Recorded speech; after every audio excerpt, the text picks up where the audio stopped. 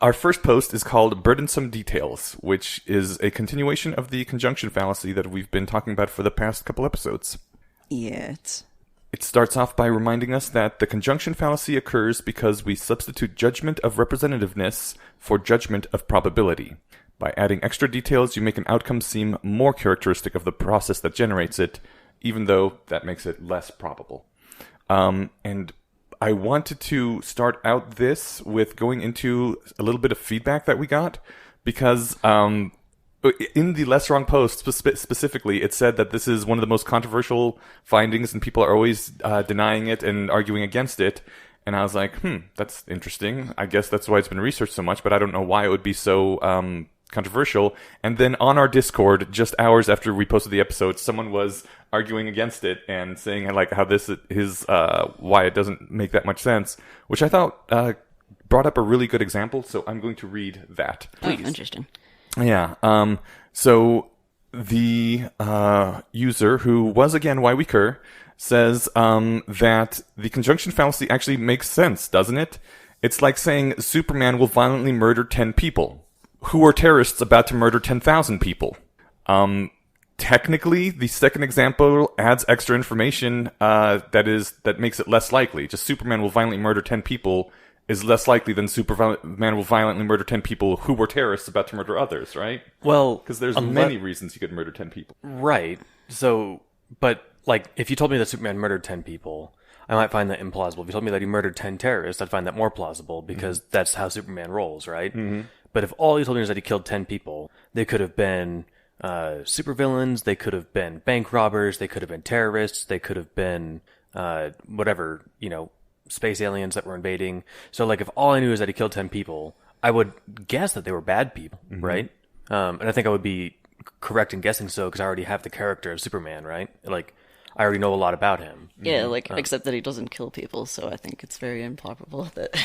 But, like, with the examples and the hypotheticals... Or wait, he did kill people, didn't he? It's Batman that's never killed anyone. Or, like, have Superman they both? also They is both supposed to had not that. to, yeah. Anyway. But I think they both were forced into it every now and then in the comics for dramatic purposes. And in Man of Steel, the movie. Right, but that one was the most terrible movie from what I've heard. Maybe because I never cared or knew about Superman, but I liked it. Oh, really? Yeah. Okay, I never saw it because I just heard it was so bad. It was, like, one of the fun Superman... Like, the only thing that... I never liked Superman because... And as Batman very well puts it in the Batman vs. Superman movie... Because Batman's so much better. Because... No, Batman... In those... He's... whatever. He's a less fun Tony Stark, but... Like, Superman's not brave. Mm-hmm. If you're literally invincible, you're not interesting to watch you take down the enemy. If you can move at the speed of light and are impervious to all damage, like, it's not fun watching you solve a problem. Right. When Spider-Man jumps in front of a car and has to catch it, you see him put the force into stopping it, right? Like, he could get killed. Well, most of the good Superman stories are ones that don't focus on can he punch the other guy and survive. Yeah, it's like a moral dilemma between Yeah. you have to make like two bad choices and Like the original Superman movie with Christopher Reeves, the whole thing was like, is he going to save this town from being killed by a nuke, or is he going to save Lois Lane? And The answer is obviously both. it turned out to be both due to flying back in time magic. Yes, but I didn't know it was the backward in time one. So he's fast enough to fly back in time, but he's not fast enough to catch Lois Lane falling off a building and whatever how she is going to die and catch the nuke. I really want to interject that music, that magic explains logical inconsistencies clip right now. Should we get a soundboard? But to address Why We Curt's actual point, like I think with was it Linda, the feminist librarian or something? Mm-hmm.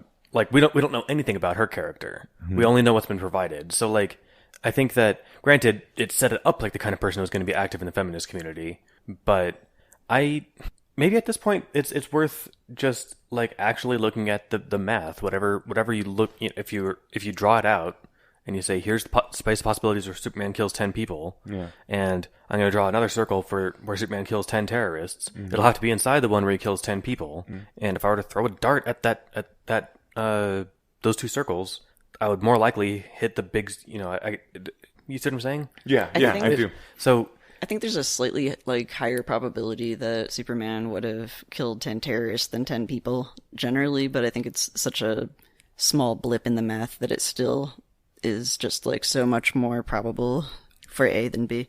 I also love how he used the Man of Steel to steel man this position. Well, Wicker did say that I think the fallacy is that instead of reading the literal meaning that Superman killed 10 people or Superman killed 10 people because they were terrorists, the way it's read when you read the statements is Superman killed 10 people for no reason or Superman killed 10 people for some reason. Because in real life, no one would just say Superman killed 10 people and not say anything else. So Well, you might see a news headline like that, but right. So I think it's more about like how our brains process it, because if it doesn't have the explanation in the end, it's implied for no reason. I think that's why And it newspapers do that too, because like there's a compulsion to be like, but why? Yeah. Pick it up like, wait, what? Why did that? You know. So what you should always think is that append at the end for any possible reason we can think of, as opposed to for no reason. I think that's a good point about human psychology. Like, there's something really unsatisfying about A versus B. Yeah. I think just like as creatures that like to gather as much information, and hear complete stories. And because, like you said, no one would just say the first one and not tell you the caveat unless there was no caveat to give. unless it's clickbait.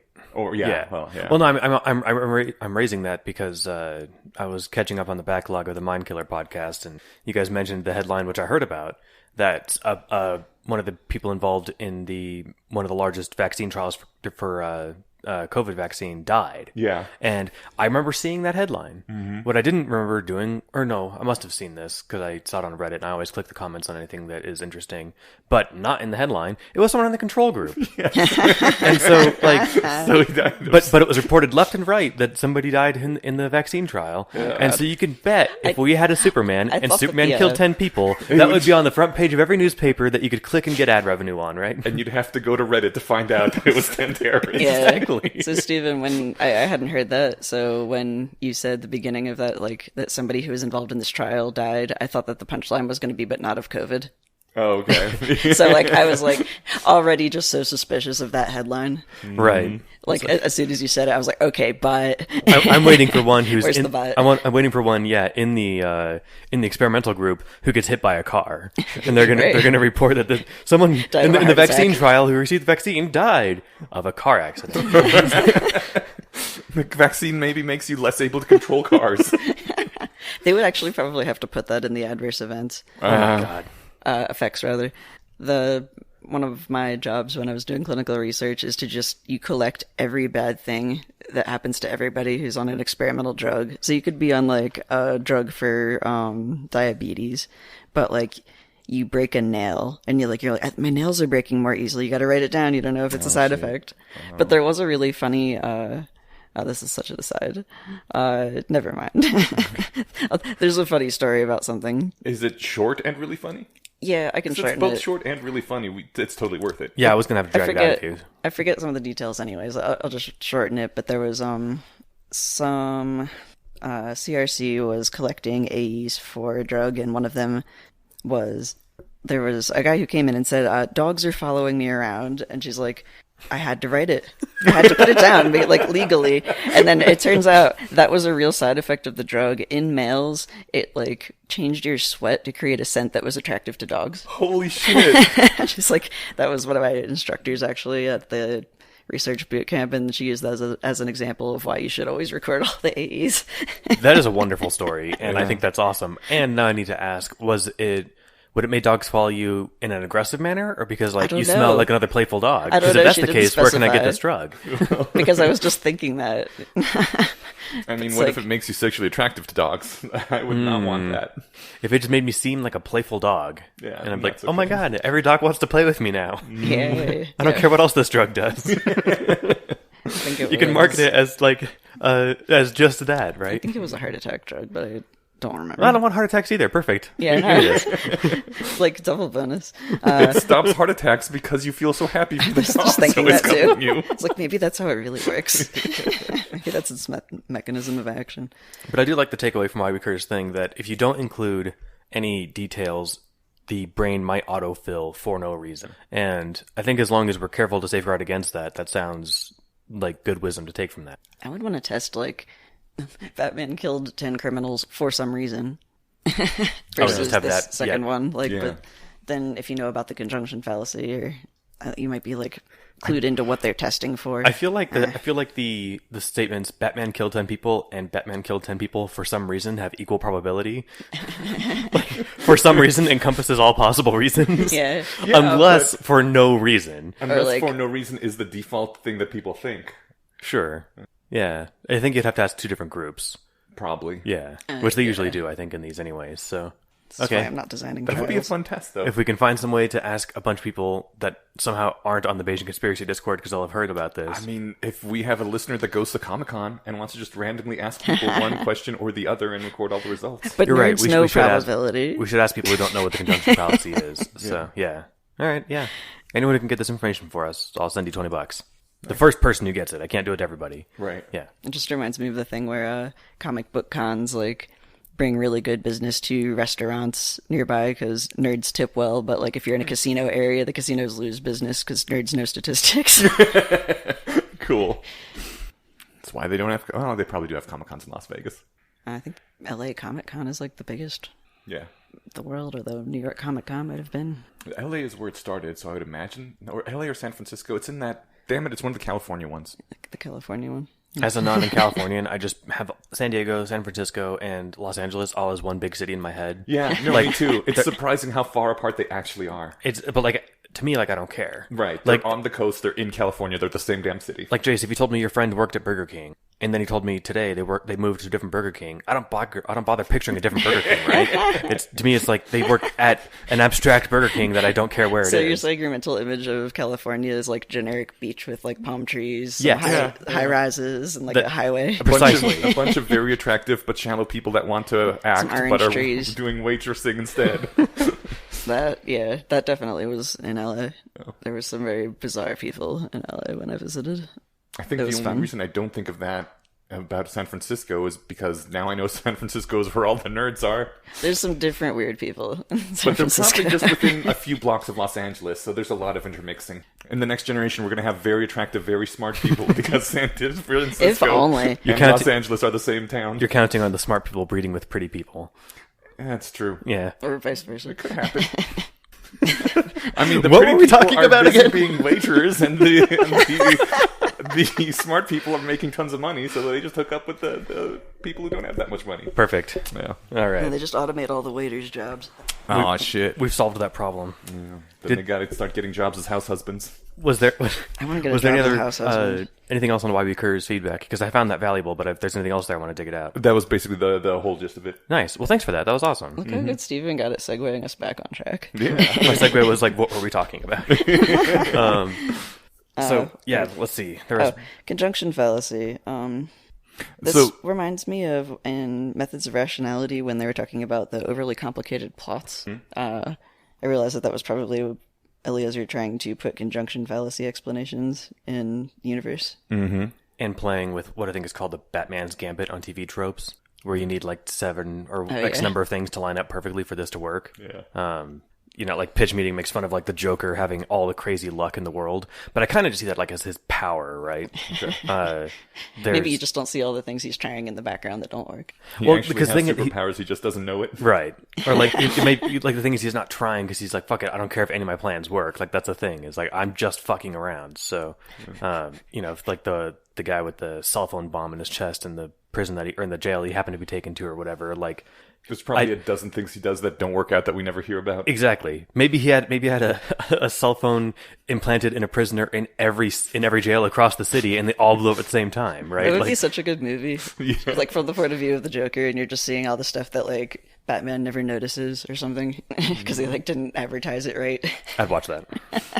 So we were just talking about one way to avoid the conjunction fallacy by saying in our head of all possible reasons rather than, for no reason. And this post is basically the same thing, like how can we avoid the conjunction fallacy?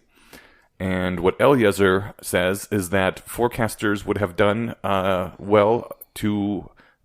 could have avoided the conjunction fallacy by noticing the word and being very wary of it, and not just wary, but leaping back And even not knowing that they were going to get tested afterwards about the conjunction fallacy or anything, they should notice the conjunction of two entire details combined by the word and be shocked by the audacity of anyone asking them to endorse such an insanely complicated prediction.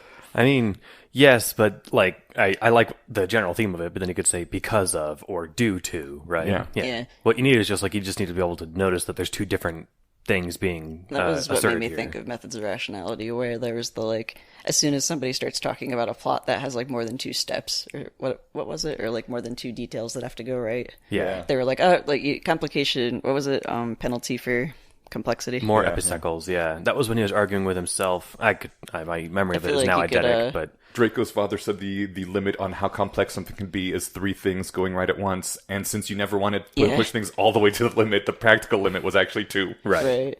So like I feel like if you could just get some kind of word like complexity penalty, which might also, apply to this, that'll just jump out as soon as you see like probability of this and this. You're just like, whoa, wait, complexity penalty. That's what makes communities so helpful, because unless you're as able to bifurcate your brain as Harry is, like if I'm talking with my other rationalist friends about my steps to accomplish something, they'll be like, wait, hold on, that's actually, you're conflating that these all things will line up this way. Having an outside view is super helpful, right? Mm-hmm. Yeah. And he literally says what we just said, so maybe I was remembering him saying this, but Eliezer says, regarding the U.S. and Soviet Union suspending diplomatic relations, the scenario is not the U.S. and Soviet Union suddenly suspend diplomatic relations for no reason, but the U.S. and Soviet Union suspend diplomatic relations for any reason. Yeah, as we were saying. And so, like, it ends with that thing about futurists and universes, where, like, there was some friend of Eliezer's was really impressed by this futurist who was saying, like, this will happen, and that'll lead to this technology, and then, like, making all these complicated predictions. And Eliezer's like tried to just say, I think that's, conjunction fallacy. The person didn't get it. So he's like, okay, so, and then I don't have the article open, but what was the thing he said about universes? Is it... Here, I can find it. Okay. Universes replicating is simpler than universes replicating for these reasons? Yeah. That the futurist gave or something? Hang on, I've almost found it. Oh, it's more probable that universes replicate for any reason than that they replicate via black holes because advanced civilizations manufacture black holes because universes evolved to make them do it. Yeah. And he said, oh. I like that. This is where a whiteboard just comes in handy. And like, I mean it. You just draw a circle and be like, here's all the reasons universes replicate. Here's the 3 epicycles where it's your theory, right? It doesn't mean it's wrong. It just means that it's necessarily less likely than it happening for any reason. The point I think he's hammering on, and it should have been stated more explicitly in this post, in my opinion, but what he did say is that people need to feel a strong emotional impact for Occam's razor. Feel every added detail as a burden, every single extra roll of the dice. And yeah, I think that's... If humans could feel Occam's razor as a literal emotional reaction, that would help a lot. It's too bad that we can't, like, program that in. Yeah, but we can try. Yeah, I mean, like, you could try through propagating the idea of conjunction fallacy and then people, like, knowing to say, oh, complexity penalty, but, like, people in the rationalist sphere know that. People outside not only don't know that, but don't want to hear your explanation. Plus, they'd be like, what the hell is a complexity penalty? Isn't Well, it a that's what I complexity mean. bonus? Yeah. That's what I mean, though. Like, you can say that to another rationalist, and they'll be like, "Oh," like catch themselves. Yeah. And you can do it much more quickly than pulling out the whiteboard. Because in most, like, in dinner with your family, if you pulled a whiteboard out, like, well, maybe other people's families are different, but mine would be like, "We don't care. Stop talking about the science things at the table." I like the end here. It says, "For it is written, if you can lighten your burden, you must do so. There is no straw that lacks the power to break your back." Which reminds me, I haven't made this assertion for months. We need to do, at least, not probably an episode, but we need to, maybe we'll sub out the sequences for the 12 Virtues of Rationality at some point. It's very artsy and fun. Like, it's written in like this, if you haven't, I imagine most of our readers are familiar with it, but it's written in this like high prose kind of language that if it was your only exposure to Yudkowsky, you'd think he was some nut job. Because it's like, why does he talk like this with all this flowery language? But it's like, no, this is supposed to copy that reverence and reverence. It's supposed to stuff. look like it should be chiseled on a stone tablet, exactly, and put on a capital front lawn. It bothers me that he chose 12 instead of 10, though. I do not have 12 fingers. When I'm trying to list the virtues, I run out of fingers. Well, when you go through it, we'll see if there's any that we can chop. Okay. This reminds me of George Carlin's bit from Complaints and Grievances, where he compiles down, where he reduces down the 10 Commandments to 2. Yeah. Which is He's like, always be honest and faithful to the provider of thy nookie, and try really hard not to kill anybody unless the person believes in a different invisible person than the one you believe in. If you break down all the commandments and throw out the useless ones, that's what you're left with. Yeah. I did enjoy the few that he just threw out. He's like, "Thou shalt not envy." Our whole economy is based on envy. That one's going out. Right. Yeah, I don't know. Maybe like for solstice, we can come up with the 12 virtues of rationality as opposed to like the 12 days of Christmas. And sing it? Yeah. That could be fun. That'd be a way to actually remember them all. All right, what is evidence? Yeah, sorry, I was just trying to imagine the beat to that song. It would be really hard to crunch Yeah. into, but it would be really fun for somebody, not me. I'm sure. Hey, somebody do this. There's a rationalist choir, and we should link this. I'll add it to our links. But somebody in the Bay rationalist community made a like rational sing along chat room thing. And you can log into it if you like singing to sing with people. Either, I'm guessing, like whatever songs you both want. It could be like the songs that people sing at the various rationalist parties, or How does that work with latency? it's explained in the post, and I'll link it. Okay. They built a thing for it, and it doesn't have video, I think, but the latency apparently is there's a built-in mechanism for handling it. Remember back in the day when we had high-quality landlines and there was no latency at all? And you could like literally Yes. hear the other person taking a breath to say something? I God, felt that was so good. much more comfortable doing phone calls on like a wired phone. It was like basically like having someone in the same room as you, but Yeah. there being like you were blindfolded. it added so much more data to conversations that like it made me less anxious. Like I have really bad phone anxiety or anxiety over any kind of like calls because I need to see people's body language, facial expression, tone of voice. See, I didn't know that because I don't even like looking at people when I talk to them. So You're probably looking at them out of the corner of your eye, though. I mean, like I'm aware that humans they're there, do yeah. that, and that you get a lot of data from that. And if I'm missing all that data, I get really like insecure about whether I am interpreting people correctly or if they're interpreting me correctly. VoIP is really hard because a lot of times, like if someone wants to signal they want to say something, they do it by intaking a breath.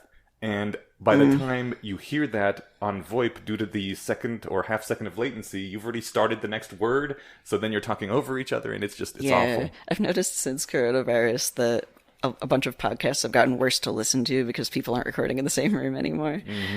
Which we probably are doing the same thing, but there's just a lot more people talking over each other. I think on the last Mind Killers, we talked over each other quite a bit. I think the quality of the ones that we record in person is probably better than the ones we do online. Definitely. At least for our show. All right, so we have what is evidence next. While walking along the street, your shoelaces come untied. Shortly thereafter, for some odd reason, you start believing your shoelaces are untied. Light leaves the sun and strikes your shoelaces and bounces off. Some photons enter the pupil of your eyes and strike your retina. The energy of the photons triggers neural impulses. The neural impulses are transmitted to the visual processing areas of the brain, and there the optical information is processed and reconstructed into a 3D model that is recognized as untied shoelaces. There's a sequence of events, a chain of cause and effect within the world and your brain, by which you end up believing what you believe. Evidence is an event entangled by the links of cause and effect with whatever you want to know about. And I'm pretty sure this isn't like unique to Eliezer, and maybe it is. I'm sure someone has thought of this or said it before, but I really liked this being put in such concrete terms because I Yeah. hadn't seen that before in my readings. Like this description of evidence being the entanglement of your eyes and your brains in your shoelace. Mm-hmm. And then he goes on to specify, not quantum entanglement. Right. But like, yeah, I like you have to have eyes and a brain. Yeah. Which, He- again, not literally, because if your retina ended up in the same state, regardless of what light entered it, then you'd be blind. But Yes. that's what he means by blind. Yeah, and like you can have beliefs about other sense inputs Right. too, right? But the idea is that yes, there needs to be something that happens in reality that impacts something in your brain. Yeah. Yeah, he says this is why rationalists put such a heavy premium on the paradoxical seeming claim, a belief is only really worthwhile if you could, in principle, be persuaded to believe otherwise. That's, yeah. I like having, and it's really good that we're like reading back through the sequences, but I like pulling things like that out because I do occasionally like run up against somebody who doesn't think evidence is a good reason for something. Oh. like you get this a lot with creationists where that's like, why wouldn't you believe in God? And I was like, there's no evidence. Or why don't you believe in X? There's no evidence. And they're just like, well, and then they'll just keep arguing. I'm like, but that's the end. The best ones are like maybe you don't understand what I mean by evidence, but you give like the problem of evil, and they're like, well, yeah, sure, logically that makes sense, but then what do you care so much about logic for? And it's like, well, all right, have a good day. Goodbye. And it on one hand that sounds dismissive, but it's like I can't argue you into believing the laws that govern organized thought, right? And the thing is, you believe them too. You believe them. You operate that way. You turn your car wheel left to move left every time because that's. If your child gets sick, you take them to the hospital. You don't just pray, right? Like unless you're one of those insane people who does just pray and then their child dies. Well, I'm just thinking of like everything else they do, right? They set things down rather than toss them because they'll break or whatever. Like their entire life they operate in logical, evidence-based ways, but then they pretend like they've got this exceptional area that they don't touch, but it's like unless you're going to draw. That's because they don't know what logic is there. That's why I feel like you could just straight epistemologize them from first principles. Like, okay, do we both agree on what logic means or what evidence means here? And once you get them all the way up to saying yes, then you can go back and say, but there's no evidence.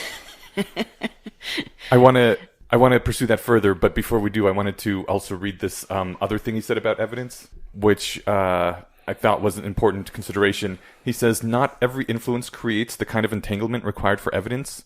It's no help to have a machine that beeps when you enter winning lottery numbers if the machine also beeps when you enter losing lottery numbers. So the light reflecting from your shoes would not be useful evidence about your shoelaces if the photons ended up in the same physical state, whether your shoes were tied or untied. So for it to be evidence, it has to happen differently in a way that's entangled with the different possible states of the target. He's just like Rose Path walking us to like the Bayesian definition of evidence. Yeah. That's why you shouldn't play slots. Yeah. There's he also says this, that if photons reflect off your shoelaces and hit a rock, the rock won't change much. It won't be detectably different depending on whether your shoelaces were tied or untied. This is why rocks are not useful witnesses in court. A photographic film will contract shoelace entanglement from incoming photons, so it can act as evidence. If your eyes and brain work correctly, you will be entangled with your own shoelaces. Yeah, rational thought produces beliefs which are themselves evidence, and then he goes on to say, if your tongue speaks truly, your rational beliefs, which are themselves evidence, can act as evidence for someone else. And I was like, that kind of, and then I was thinking about, if either of you read like Heinlein's Stranger in a Strange Land. Yes, that's good. Yeah, there's like the character of the true witness, who's like somebody whose job is to like just be a professional rationalist and always tell the truth. Yeah. And so like it's somebody who can act as like in their what is it, first person testimony can act in the place of evidence. I think there's a good example of this. I don't mean to cut you off, but like a month or so ago when you mentioned on the air that global warming was not a significant impact on the giant wildfires that are probably still burning, but everyone got bored with, so it's not in the news anymore. At least the smoke's gone. Yeah. So, I think it was reasonable for me to update in the direction of global warming was not that impactful on the wildfires when I heard that from you, because I assumed that you had done your homework. Yeah. Because in general, you're a reliable person, which is fine. And I am now more inclined to believe the next thing you say, because as soon as you learned that you were wrong about this, you corrected it. I wish more people the next time you make an predictions. assertion about something, I'll be like, oh, okay, he's not going to make that mistake again, right? Well, I try not to. And we all try not to, but it's like, I think that if you have a source that updates based on like new evidence and or admits that they're wrong, that makes them a way more reliable source. Yeah. Like if someone, it just says they're right all the time and you point out that they're not and they just ignore you, then it's like, all right, well, why would I ever believe you again? This reminds me of, I had a boss who just liked every movie, and every movie, like, we'd come out of it with him going, oh my god, that's the best movie I've ever seen, I gotta buy the DVD, like, right now, and I just got to the point where I was like, I can't trust you for movie recommendations. Yeah. Where, like, you can generally, like, you can trust certain people by reputation of, like, person who, like, has discernment in some sense, like... That's why Simon Cowell's opinion is actually important. Yeah. As opposed to Paul Abdul, who loves everybody. I don't understand why they always have that dynamic on shows. Because you need someone that the audience can relate to, because the audience wants the people to win and to be nice. I guess. And Simon Cowell has to be like the dad who's like, no, not good enough. Go back to your room and practice. I'm going to use an example of a show that isn't garbage like American Idol, because I recognize the name Simon Cowell, and I'll mention the Great British Baking Show, where the judges are both, like, one's more Simon Cowell-y than the other, but they're both harsh and, like, very judgmental of it. But they have two non-judge comic relief people that are there to be like, I think it looks great. Yeah. Oh my God, that's awesome. And they're there just being super supportive. Yeah. And so, that's the way it should be, right? The judges should be as critical, especially if it's a contest, as they constructively can be. But then if you're at home and you want the people who worked so hard all day on this to feel good about it, you want the people there being like, oh my God, it looks so good, or whatever, right? Yeah. I just wish they didn't always cast the person who's actually like Simon Cowell is cast in the position of the bad guy. Like, he's kind of the villain, like a lovable villain, but or Gordon Ramsay, like, same deal. Like, except he doesn't have an opposing person saying the food is great, does it? Does Paul Hollywood, you said? Gordon Ramsay. Oh, have a reputation about what, sorry? Does he have a counterpart that says, "Oh, this is actually what you did pretty good"? Like, no, this food is great. his stuff is basically by himself. Yeah. That's why I have a lot of respect. Maybe they should put him and Guy Fieri together. Oh my God! And Guy Fieri just like deep fry and love everything. I've never seen either of these shows, but that is the impression I get. I don't watch a lot of. I'm just draw a blank on that chef's name, Gordon Ramsay. I don't watch a lot of his stuff, but I watched all of like Cutthroat Kitchen, which is hosted by Alton Brown, who didn't judge the food. There was like a blind judge that would come in and judge the food. But they would always say something complimentary about it, even if it sucked, and then they would rip it apart and be like, "Here's why it sucked." That's when I'm in my writing group, it's the compliment sandwich. Yeah, you always start out with something you liked, and then you're like, "And here's where you took a giant turd." Here's a healthy helping of this sucked, and but your punctuation was spot on. Yeah. You need something good at the end as well. Yeah. I like this line that if your tongue speaks truly, your rational beliefs, which are themselves evidence, can act as evidence for someone else.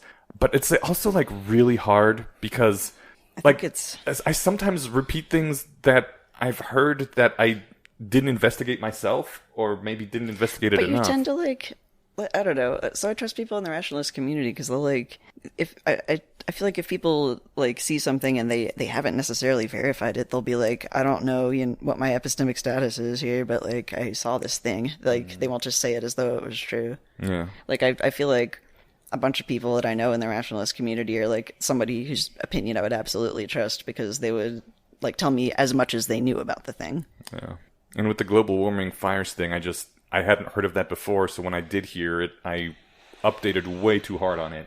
Well, David's also, I think it's a fair reason to update on what he said, right? Yeah. And he did say it rather, he did make, I think I'm behind, but I listened to the episode where he walked back on that, because he's like, I think I made too strong a case for it. I think he did. And so, but how strong his case was made, you're like, oh, he's done his due diligence, and he's otherwise reliable. So, I think it was perfectly reasonable. But that's why this process isn't without a misstep. It just gets you more reliably in the right direction. I think if they're talking about the idea of of ideas being contagious, and I think that it's not necessarily, though, the thought that it's a one-to-one, I have this belief, I tell it to Steven, now Steven has this belief. It's I tell you a thing, Steven, updates 80%, that thing's probably true, because Jace does the research, or, I was nodding. And then the next person down that sounds is about right, yeah. You tell Rachel, and Rachel's 60%, and etc. So, you're propagating the beliefs, but, smaller amounts of them.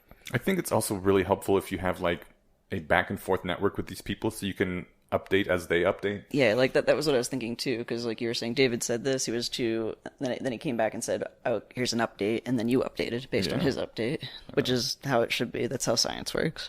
Well, I think you went and tried to go verify this and then found that you couldn't, and you're like, oh, I was wrong. Right. I looked at it and I was method, though, okay, it's it is an influence, but I greatly overstated how much of an influence it was, and how I understated that the global warming part. Right. And it's one of those things that makes a community valuable. If I go to the Discord and post something that's not true, someone will call me out on it. And I'm sure there's a relevant XKCD where it's the fastest way to get information is just to go out and say the wrong thing, and someone on a forum will correct you, so you can save yourself the time of doing the primary research.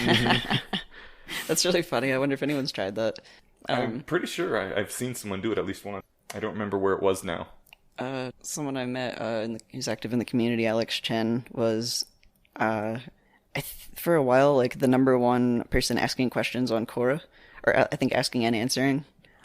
Which like it was this ridiculous amount. Like at the peak of their productivity, I think they were like asking 50 questions a day.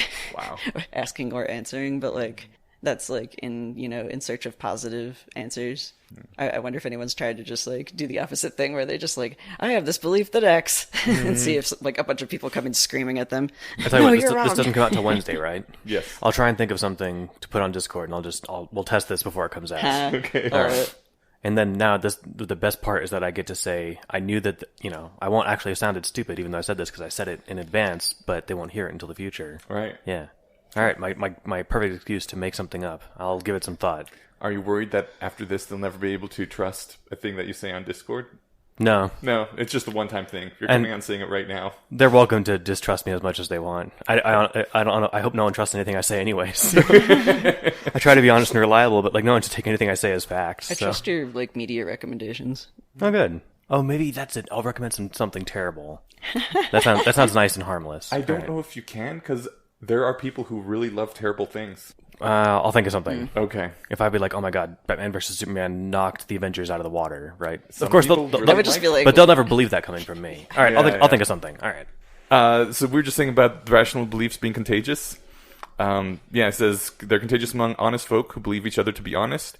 And that's why I claim that your beliefs are not contagious, that you believe for private reasons which are not transmissible is so suspicious. If your beliefs are entangled with reality, they should be contagious among honest folk. And that is why I personally don't trust religious people. Because they have access to special revelation, and the rest of us just have to believe them. And no, that sounds like bullshit to me. I mean, I'll trust their recommendation on how to improve a recipe. Right. Depends on what they're saying Yeah. and who the person is, because religious people range from this is one special domain where magic applies and then everything else just like works logically, like doctors who are religious but still like I would trust their opinion about neurotransmitters. But yeah, then there's some people who it just colors everything. But he does say that if your beliefs are entangled with reality, they should be contagious among honest folks, which, okay, that sounds right to me, but then, like, How do they know that you're... I don't expect, like, people in a different culture than me to necessarily be contagious by my ideas. Even Contaged. Infected, sorry. That's, like it. There's a word for contaged, and it's not contaged. What on earth would culture have to do with it, that sort of transmission? I mean, there are... I trust other rationalists, but like... But there can be beliefs that... But like somebody in my cosplay group, not necessarily, unless I knew them well enough to know that they basically would. Then I would introduce them to the rationalist community. I guess I was thinking it depends on the particular belief / claim. Like if I don't care who says don't mix ammonia and bleach when cleaning your bathtub. Like they're right. Right. So like but then I think things like having a minimum wage is harmful. That is something that I would not expect to, for example, cross over into the socialist or even democratic tribes at all, even though, someone who says it may be a rationalist and may believe it to be true, but I don't think they should consider that to be contagious to others, because... This guy's a rationalist doesn't mean anything outside of our community, except for, like, maybe some SJWs thinks it means something bad. Yeah, but if a more conservative rationalist and a more liberal, or a more... I don't even want to say conservative and liberal. If a more red rationalist and a more blue rationalist met, I don't think they would expect some things to transfer over. I disagree. You disagree? I mean, like, you and Wes and David aren't... I don't know if it's a red-blue divide, but there's different colors there. But I think you guys, when you're not jokingly disagreeing, I think you aim to find some sort of ground in the middle, right? That's like, if true, it's just straight politics stuff, then, David plays his role as the obstinate, like, I refuse to concede 1 millimeter of ground on anything about government. And, but I get the impression he's kind of playing a role. Like, he might actually believe everything that he's saying as strongly as he does, but if he's that confident, I'd be he seems way confident. I think he's hamming it up a little. Exactly. I think he's having fun, but like, if you guys are arguing about some actual effective whatever particular real thing. What I've seen is rationalists on either side of political divides tend to agree on facts, but they have different opinions about moral weight of things. Like someone like, I don't know, I think guns are bad, and somebody who is all like pro guns or same with any issue that gets divided along political lines, where it's not really that they disagree about the fact that, like, this is happening this often. It's more of how much of a problem is this, which sort of... Yeah, that plays a big part. Like, they don't disagree about the data. It's not like arguing with, and it sounds like we're harping against religion, but it's just an easy giant target. It's not like arguing against somebody about how old the planet is. It's like, because I mean, that's just, we can look at the available truth there. I didn't want to, like, make it about abortion, but, like, I was just thinking, like, the best example really I could think of is, like, somebody saying, like, they both agree on how often abortion is happening, but a democratic rationalist might say, and I think it's fine because I assign more moral weight to a woman's choice, where a red rationalist might say, like, I, like, actually am concerned with these, like, proto-humans being killed, and I think that it doesn't weigh out morally that way. I find myself comfortably in the middle there. I think every abortion's a bummer. Yeah. Even in their events to save someone's life or whatever, like, it sucks. Humans, I think, are a special kind of Animal and I was going to say being, but yeah, like, and every time a life gets extinguished, that's a bummer. Now, that doesn't mean that it's wrong to have abortions, and the least bit. You can have something where it's both, like, the truth can be a bummer, right? So, or, the best choice can be a bummer. As it is, this is by far the best choice. Easy access to abortion is the way to do it. I absolutely agree, but I can see how... I don't expect someone who's even a rationalist on the right side to necessarily be infected with that belief. And I don't know, does that make my belief less legitimate because I don't expect it to be contagious in some cases? On the other side, like, I have seen Democrats say that, or, leftists who believe in abortion say that, like, not only is abortion, like, fine, it's great, I'm pro-abortion because I don't think that, like, fetuses have any moral weight at all. Like, they'll go really far to the extreme and make things up about, like, they can't feel pain, like, they can't, like... I think they've just been mind killed. Well, at that point, then they're people on the refusing... right that are saying, like, a soul is imbued on conception, which, like, I wouldn't expect a rationalist to say either of those things. They would say, I don't know whether or not it, like, when it has sentience. It does suck that something that might have sentience, or even, like, a conception of pain, and doesn't want to experience pain, that sucks. I would never imagine somebody saying, nah, it's fine, they have no soul, therefore I don't know. Or somebody to say the opposite, that yeah, there's a soul. I don't know. I felt like that was explaining what I was trying to say more, but it might have just made it more confusing. Maybe rationalists are just less extreme in general because they take other people more rationalists seriously. are definitely more extreme on things like AI risk. Like, I think... But that's because we're right on that one. I think we do tend to be more moderate just because we assign less probability to things. Like, people that are able to say, I 100% believe that this is true, versus, like, me personally, I don't know when sentience appears in a developing fetus, and I'm, like, comfortable saying I don't know that. And therefore, there's ambiguous moral weight on killing it, depending on what stage it's in. Yeah, I think and the likelihood that it's at it develops at this stage versus this stage. Right. It's not going to be at exactly 62 days or something, right? Like, who knows? But it's, I mean, maybe it is, but it would be weird to say, oh, we found it. It's this exact second after fertilization or something. But it's, like you mentioned that, I forgot how it came up, but SJW is not liking rationalists or something. I think part of that might be because we tend to have moderate beliefs in a lot of things. Yeah, exactly. Like, and so both sides read us as being on the enemy's side because we because they can't fit us into either category.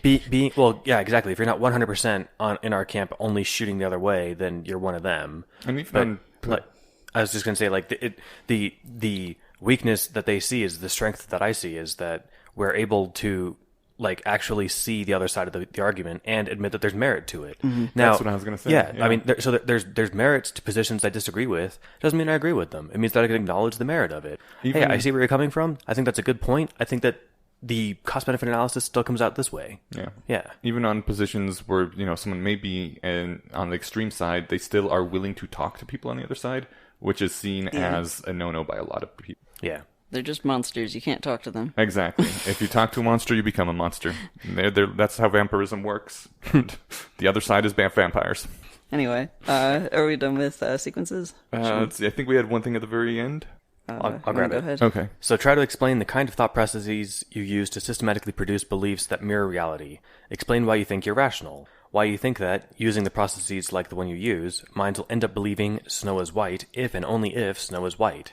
If you don't believe that the outputs of your thought processes are entangled with reality, why believe the outputs of your thought processes? I really struggle with that word every time, but yeah, if you don't believe that the output of your thoughts if your thoughts are entangled with reality, why do you believe your thoughts? Yeah. What I shudder to think that there are definitely people who feel that way, and they're I don't know how I think things. well, but I mean, I think that if they're really like, I can't trust my thoughts, they're in some sort of psychological crisis. Schizophrenics. A lot of people might just be like, I feel it in my gut. I suppose. Yeah, there's like intuitive but their thoughts. part of their evidence for their thought is their gut feeling, right? Yeah. I suppose. Yeah, like Which they actually, still like, people's gut feeling is pretty good when they do I have a lot of experience various. with the thing. Well, it depends. Like, yeah, you get like nurses that can like be like, oh shit, that person's about to have a heart attack for no reason. Anybody who's not a nurse can discern because they do have that much experience. Or like, also we just have a bunch of general heuristics as evolved beings about like if you feel nervous about a person, like if somebody's giving you a bad vibe, you might trust that. Or I don't know, that's a bad example because then that gets into like, but what about if black people give you a bad vibe? If like you will be more satisfied with your meal. They have tested this. If you look at a menu, order the first thing that looks good and then just close the menu, as opposed to if you read all the things. Oh, that's cool. Because of option paralysis.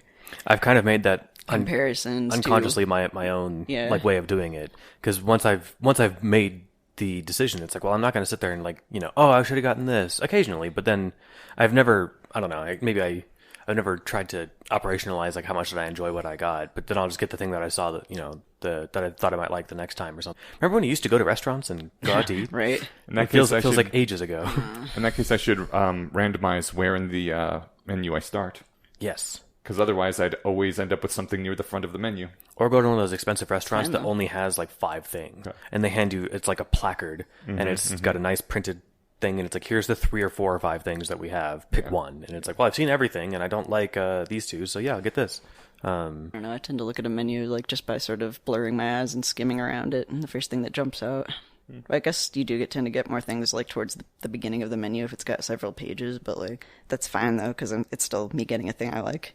It depends where I'm going to. If it's a breakfast place, I'm like, where's the pancakes and eggs? Yeah, you go to the section that you know you're gonna like something. Exactly. All right. Anyway. So for next time, the 2 sequence posts we're going to read is The Lens That Sees Its Flaws, which is one of my favorites, and How Much Evidence Does It Take? Yay. How much does it take? Find out in 2 weeks on the Page of Conspiracy. Exactly 3 evidences worth. Evidence units. Yeah.